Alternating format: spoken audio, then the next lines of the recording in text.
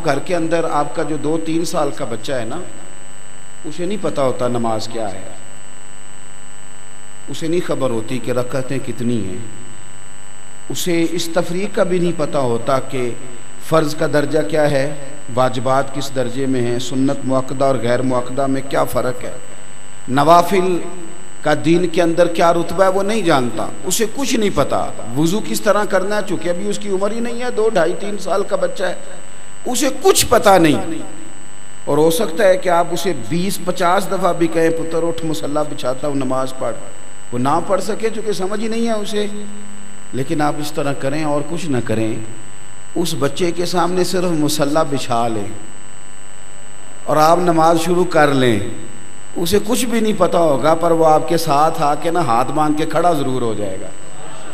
अगर सजदे में जाने का सलीका न भी आएगा ना, तो आपके मुसल्ले पे लेट जाएगा, वो समझेगा कि जो काम मेरा अब्बा कर रहे हैं ना, ये काम कोई कीमती काम है।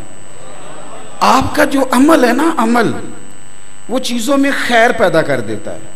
आप जिस अंदाज के अंदर अपने औकात को बिताते हैं, वो चीज़ें बेहतरी ले आती हैं, उनके अंदर हुस्न पैदा हो जाता है। मेरे अजीज, आपके करीब रहने वाले लोगों का अगर आपके बारे में ख्याल कुछ इस तरह का हो, कुछ इस तरह का हो, अगर आपकी इबादत के ताल्लुक से लोग शौक बना लें, क्या हुस्न था इन लोगों की खूबसूरत सीरत के अंदर। भाई, आपका जो किरदार है, हमारे ना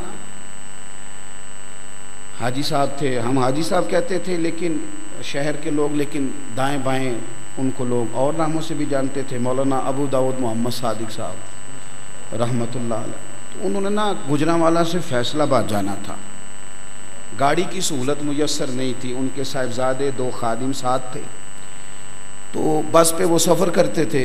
तो गुजरांवाला से जब वो जाने लगे तो ज़ोहर की नमाज़ पढ़े, कुछ वक्त गुजर गया, घर से निकले, तो अब उन्होंने ना गुजरांवाला जाने के लिए टिकट कटवा ली शेखुपुरा की। फैसलाबाद जाना था, टिकट शेखुपुरा की ले ली।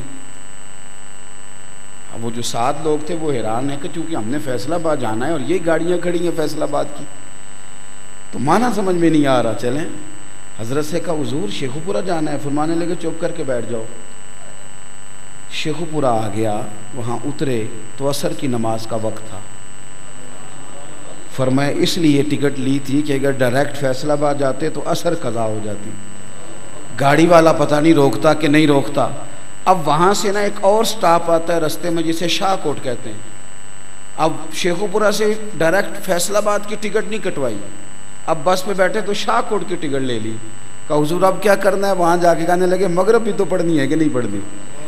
तो मेरा अंदाज़ा है कि वहाँ जाते मगरिब का वक्त हो जाएगा। इस तरह का जब कोई आदमी किसी के साथ सफ़र करता है तो फिर मुझे लगता है कि नमाज उसकी कज़ा नहीं होगी, उसे शौक़ पड़ जाएगा कि यार जिस एहतमाम से मैं इसे पढ़ते हुए देख रहा हूँ ना, ये एहतमाम कुछ और तरह का है। आप अपनी ज़िंदगी में जब अमल को ले आते हैं, आपके घर के अंदर जब ये हुस्न आ जाता है, जब आपका शौक़ बढ़ जाता है ये काम करने का,